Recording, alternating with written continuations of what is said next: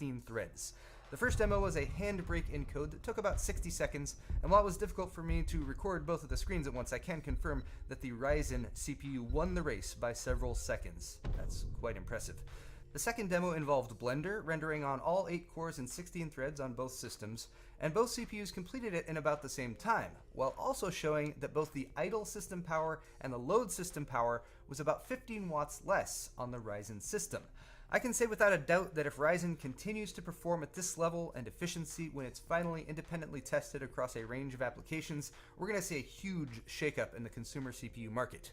So consider yourselves further teased, but also consider this. The 8-core Intel Core i7-5960X debuted August 29th, 2014, and still costs over $1,000 2 years later. And while Ryzen's Q1 launch could mean the beginning of January or the end of March, I say the sooner the better, because I don't know about you guys, but I am totally ready for at least a slightly more affordable 8-core CPU with present-day IPC performance. That's all for this video though, guys. Thanks for watching. Hit the like button, comment down there, subscribe, and check out the description for links to my store, as well as further reading by some of those respectable journalists I was hanging out with. We'll see you next time.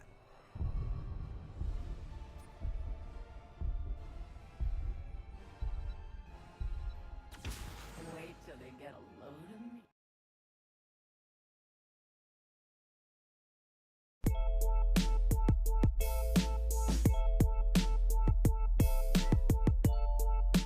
So the name Broly's back in the minds of the fandom this month because Team 4 Star's dropping their big Broly Dragon Ball Z Abridged, and of course, not comparing myself to them, but I do have the history of Broly video coming up very soon here on Geekdom 101. So we're seeing a lot of Broly videos pop up, and our buddy Quamman did a video called, the reasons why Broly is so popular, and I want to do kind of a response video to that. I went ahead and left the link to Quamman's video in the description so you guys can go watch it. So I want to have a discussion, not just with my guest here, who I'm going to introduce in a moment, but with you guys in the comments. I definitely want to hear your thoughts. I did a video about this way back, but now we can actually have more of a discussion. Why is Broly such a popular character? Why does he have so many freaking fans? Why does he keep getting brought back over and over again in every video game release that gets put out for Dragon Ball, even though we haven't seen him in the anime in, decades? Joining me to discuss this topic, please welcome the leader of the Super Sandwich Army, a man who knows a lot about video games, Rhyme Style. The question is what the hell is a Super Sandwich? You created it. You're gonna have to answer it. I can't even answer that, to be honest. But today's topic is Broly, so let's talk about Broly. You're like Toriyama, bro. You just make shit up, and then like somebody asks you about it, and you're like, oh, I don't remember. Just go with it. Just go with it. One day you're someone's in an interview, you're gonna be like, oh, a Super Sandwich. Well, one day when I was younger, I put salami, and it's gonna be all made up, just like Toriyama. So let's talk about Broly. All right, now okay. You've been playing. Obviously, you're known for Xenoverse. You've been playing a lot of fusions lately. Every Dragon Ball game that comes out, Broly is featured. He was in Extreme Butoden. We actually even saw SS4 Broly. He keeps getting brought back in games. The fandom just absolutely loves Broly to the point where they sometimes make up stuff that isn't true. Why do you think Broly, of all the movie villains, what makes him stand out as being so popular? Is it because he's in 3 movies? Is it because he's a Super Saiyan? Is it because he's buff? Or is it everything combined? What do you think? I have that answer right now, and I can probably break it down with science. So when we saw our first Super Saiyan, which was obviously Goku, unless you watched ahead and just didn't watch in order, whatever, Goku was the first Super Saiyan most of us were exposed to. Then Vegeta happened, and he went Super Saiyan, and seeing that the first time was incredible. But now you introduced in the movie Broly, who apparently is the legendary Super Saiyan that made Goku and Vegeta at the time look like jokes and being so powerful and crazy. That's what was like a shocker for a lot of people. It's like, oh my gosh, this whole time I thought Goku and Vegeta like the best Super Saiyans out there, and then here comes freaking Broly, who's just basically making these guys look like it's nothing, pure power, just tossing them around like rag dolls. That was like the first introduction to the Broly fandom. But what I think really propelled to the next level was due to the fact that they kept bringing him back, as you said. Like, this man was so powerful and badass, he kept coming back, even to the point where he was like literally a thing of sludge or whatever. Swamp thing. Yeah, swamp monster, super swamp thing. I don't know. And that I think is what contributes to the Broly fandom. Now it's funny because one of my favorite villains of all time is Janemba. But if you think about it, I love actually. It's actually kind of a stupid story. I mean, he is cool because he's made top of all the evil of all the people, and I think that's kind of a cool backstory for him. But when you think about it, Janemba barely speaks and does anything. He just kind of shows up, he ragdolls Goku around, he gets destroyed in a really badass way. Yeah, but Broly just screams out one word, though. Yeah, but at least he screams. Name one, give me one Janemba comment. Well, he does scream when he powers up against Gogeta, so I mean, there is that. But what do I like? Well, to answer that question is because I love his design. I thought it was cool when he started using the sword. He was, you know, tossing Goku all around. If Janemba was never brought back in the future movie, I would be really, really excited. Now, that same factor is what happened with Broly. It's like he introduces badass Saiyan who just basically makes Goku and the squad look like nothing. They keep bringing them back, like bringing the fan even more. Like, if there were several movies for Janemba, I guarantee you there would be a much larger fan base for Janemba as well. I mean, people like Cooler because Cooler kept come back as well. On top of that, you know, he's Frieza's brother. He has a really cool design when he transformed. Like, I think it's just the fact that they kept bringing him back. He was a badass, super bulky, powerful. He was just kind of ragdolling everyone around. I think that was like the big start of the Broly fandom. Well, that was actually my point about him being big and bulky because, you know, I don't know about you, but I saw Avengers the night it came out. I saw it opening night, and the one scene that everybody kept bringing up was the scene where the Hulk takes Loki and spins him around and says, "Puny God." Do you, right? And okay, do you remember that? So that exact, that exact same thing. So you think that a big part of it is that he's just really overly muscular, and that even though, you know, we're in a different era now than the 80s, because remember, the 80s, every movie we had was big, muscular. Arnold was the king. Do you think even though we're past like the big era of Arnold and Stallone, do you think that there's still that consciousness, that subconscious desire for a big, muscular guy beating people up? Like, do you think that that's... I think there is. Yeah. I mean, look at Trunks. When Trunks descended against Cell, and he was just, I mean, he was slow, but he was like still beating Trunks, not Trunks, he was beating Cell's ass in a way, kind of. He just was lacking the speed. That was badass. Yeah, and Broly was based on it. People love the ascent of Trunks' form because he's like bulky, powerful. I mean, again, he's lacking speed. He had no eyes. But he was still cool. He had no eyes. Yeah, I mean, the thing about Broly is there's nothing really wrong with his character. I think honestly the big reason why there is also negativity to Broly is because of the fan base behind it that makes him look like he's more powerful than he actually is. I mean, if we have to deal with, can Broly beat Beerus? I think Broly can beat Beerus. Broly is better than Beerus on a daily basis. It's so easy to be like, you know what? Screw Broly. I'm tired of his face, man. Broly can't even beat a Raleigh, bro. I feel that's funny, actually. Partially true. What's funny about that is I think because of how popular Broly is, the negativity behind him is also because of that same reason. So the fan base puts him on a pedestal, but at the same time they put him on a pedestal so much that people just end up disliking him because it's kind of overhyped. But then again, anything that's talked about so much can be overhyped. In the same situation, if Janemba would have received 3 movies where he just kept coming back, beating people up, he would have been like the go-to character for, you know, as far as like fan base. But at the same time, this is also the first time we saw an evil, not first time, because no one really likes Turles, except for like 10 people in the world. Yeah. This is like the first time we saw a badass Saiyan as a evil guy. Because like the thing is Lord Slug doesn't even like him. Yeah, right. The universe 2 joke. The thing about Broly is we always wanted a antagonist that was actually doing something. Yeah, because Vegeta's popular too. It's the same thing, right? Yeah, Vegeta's good, but he became a good guy. Whereas Turles kind of showed up and he got to be a lot faster. I guarantee you, if Turles had a Super Saiyan transformation in his movie, he would be basically the Broly of today. I mean, Turles is the original Goku Black, to be honest. Let's be real here. Yeah. But if Turles would have received the same backstory that Broly did, where he was like a Super Saiyan, like a legendary evil Saiyan, whatever, I feel like he would have been more popular than Broly is. But just because of how Broly is presented, of being this legendary Super Saiyan, super bulky, ragdolling everybody around, that's why he's so popular today. Yeah, but it's funny because I've made this point before. He's not the first movie villain to do that. Every movie villain has that scene in their movie where they shine. Like, Cooler fucking Goku up. You know, dude, Super Android 13, that's the funny thing about it, right? Broly's a big buff guy with spiky hair. Super Android 13, yeah. He is, and dude, Android 13 was doing the backbreaker. He fucking hit Goku in the nuts. Like, nobody... But he wasn't a Super Saiyan. But he looked like one. He had the orange spiky hair. They like, literally had the same character design. I know, and people, right? And people just love. Okay, so that bring me to my last question here. What do you think about Broly's backstory? Do you think that the concept of him being stupid, outcast? Okay, well, not. I'm sorry, it's dumb. Okay. In your opinion. My opinion. Key phrase, my opinion. The main reason why I personally never really liked Broly's stories because I thought it was stupid. It's like, okay, he's mad at Goku because he was crying, and like. Well, I don't mean that. I mean the fact that him and his father were banished from Planet Vegeta. I like that. I do like that. He should have had more of a beef with Vegeta than he should have with Goku, I think. Exactly. That's my problem with it. Had they would have done the story like that, Broly's character would be written so much better. But the fact that like they take the idea of this Saiyan outcast who wants to get revenge on all Saiyans, which is fucking awesome, by the way, and instead they replace it with, oh, he's actually mad at Goku because he was crying. That's what always kind of like tickled my balls the wrong way. It's like, for real, like you guys just ruined it. It could have been so much better. What they should have done, I think, is actually shown how much power Broly really has, and let everybody know, like, okay, had you not fucked up and killed Broly or attempted to kill him and his father, he might have saved you from Frieza. Now, it seems a little bit illogical that a baby could save a planet from Frieza, but again, it's Dragon Ball. It doesn't make any sense. We saw Pan flying in space. It doesn't matter. So they could have had something to where, the idea could have been like, okay, Frieza blew up, killed the whole civilization, but had Broly actually been cultivated and trained, maybe that wouldn't have happened. But of course, Frieza blew up the planet that same day, so there wouldn't have been enough time anyways. Yep. So, okay, that's pretty much it. I want to hear everybody's thoughts in the comments. Why is Broly so popular? Why do people always, obviously Bandai Namco knows that he's popular because they keep bringing him back. We've got Karoli and Dragon Ball Fusions. He's always a go-to character, too.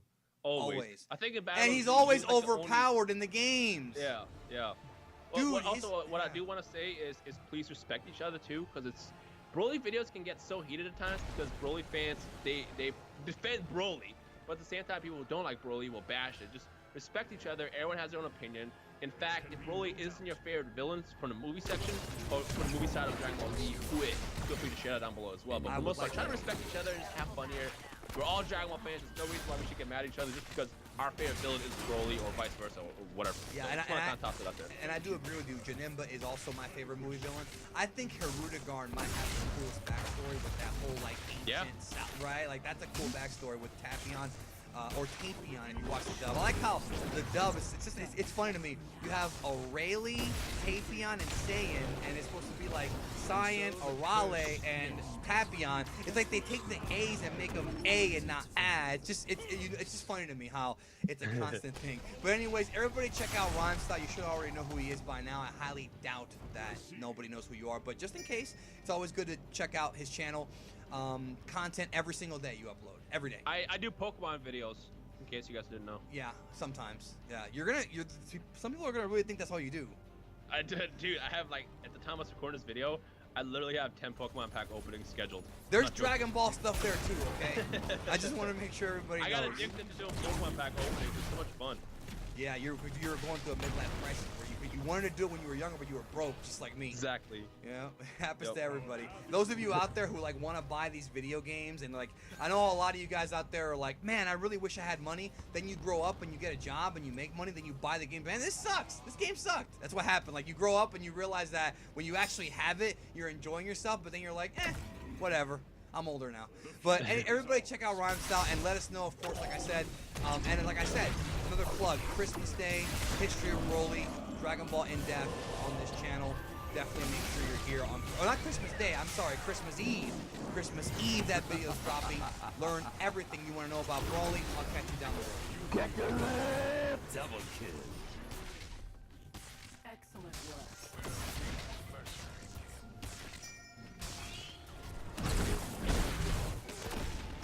Bruce Falconer, the head of Falconer Productions. Perhaps no other figure in the history of the English-speaking Dragon Ball Z fandom is more divisive and polarizing than Bruce Falconer and the Falconer Productions music score from the in-house Funimation dub.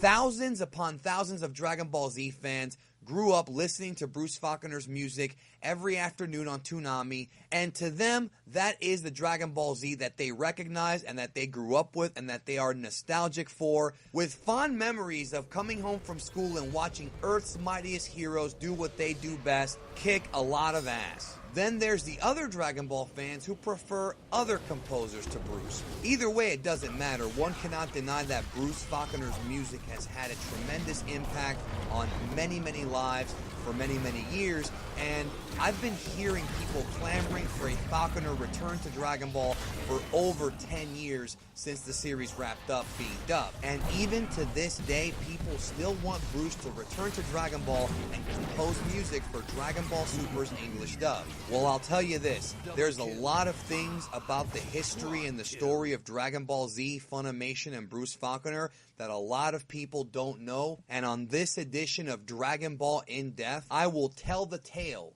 of the history of Falconer Productions, Funimation, Dragon Ball Z, and hopefully shed some light on some stuff that you may not have known in a fair and unbiased capacity so that you have all the information. Let's get to it.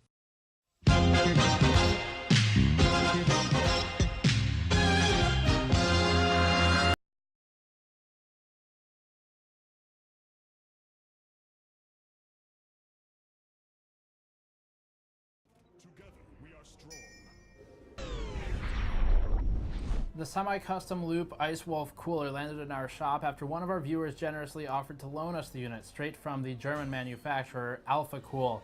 The Ice Wolf GPX 1080 deploys a quick-release solution for integration into a semi-custom liquid cooling loop and differentiates itself from pre-built hybrid products like the VGA hybrid by providing full coverage of the PCB. Not a full coverage water block, but full coverage. Ice Wolf uses aluminum fins and a base plate that contacts the VRAM and the VRM directly using a built-in pump to circulate liquid through whatever radiator is attached. Before getting to our review of the Ice Wolf, this content is brought to you by AMD FreeSync devices like the affordable LG 29UM67P 2560 by 1080 ultra-wide, which is currently $300. Check the link below for more information on that. And this is the $130 Ice Wolf liquid cooler from Alpha Cool. The unit here is the one we're looking at. The rest of this is part of their Ice Bear line. And you'll need something like this to hook into because these quick releases are, they're basically screws that tension in. You need a radiator on there, obviously, to use it. So this isn't something you can buy for 130 bucks and use out of box. You do have to buy another part. But that's what we're looking at today. We've mounted it to our test subject, the 1080 Founders Edition, that has undergone quite a bit of abuse in the last 6 months of its life. But it's back, and it's going through some more teardowns and buildups with the Alpha Cool unit. So we're mounting the block to the GPU, which contains a pump pre-filled with liquid and large heatsink for the full PCB and backside of the PCB. Out of the pump block protrudes 2 tubes, an in and an out valve, and those tubes terminate with locking valves. These can be connected to compatible products, again, like the Ice Bear, which is a 280mm cooler that we bought for around $145. And that also cools the CPU, by the way. EKWB's quick-release valves will not work with the Ice Wolf, and the same is true for a couple other competitors, but we do have the EKWB XLC Predator, and we'll be soon putting it against the Ice Wolf. Check back this week for that review. Alpha Cool's tubes use an 11mm outer diameter and are rubberized, encased in coils to help prevent bends that would kink flow, and G 1/4-inch threads allow for relatively universal fitment to other liquid cooling products. You could even avoid using the locking quick releases if desired. The value kind of plummets at that point since you may as well go for an open loop setup. The base plate provides full coverage of the PCB, but again, it is not a full coverage water block. The liquid lives only in the pump, and this means that future GPU upgrades won't require repurchasing the pump part of the solution. You'd only have to pay for a new aluminum plate and cooling block and back plate and things like that, and then reattach the pump to the new card. So in theory, it's a bit cheaper that way, but that's assuming that the mounting holes are the same spacing for future video cards. The entire unit is comprised of a base plate, a back plate, an integrated pump, which is this part right here that has the tubes coming out of it, and then thermal pads that you have to cut to size. A bit annoying. We'll talk about that more later. And all of this means that you can actually run this isolated from a CPU cooler if you wanted to, which again, the Ice Bear is a CPU cooler that's got its own disconnect valve up here. You can unscrew it and connect it to whatever you want, or you can connect it into a loop. If you run it alone, it makes for kind of weird value because the block is basically just feeding straight into a radiator, and the whole cool part of this, the entire reason you'd buy something like this is because it hooks into a CPU cooler and makes for a poor man's open loop cooling solution or lazy man's open loop cooling solution. Basically, you don't have to deal with the whole separate reservoir, separate pump, all the stuff that you do with open loop cooling. But again, it's not quite as effective as an open loop setup. So we'll look at all the thermal performance today. The main things to look at, we've already talked about installation in the previous video, but we'll be talking about that again today because the previous video was a blind installation, so now I've got some thoughts on it compiled based on our experiences with that. Installing the Ice Wolf isn't particularly challenging, but it can be pretty annoying at times. The thermal pads, for instance, need to be cut to size by the user, and about half the pads are pre-cut, like the VRAM, but the rest is up to you to do. A thoughtfully supplied template by AlphaCool does make this easier, to their credit, but it just seems like a silly place for the cooling company to save money when they spent so much on the massive aluminum heatsink. Regardless, not the biggest deal in the world.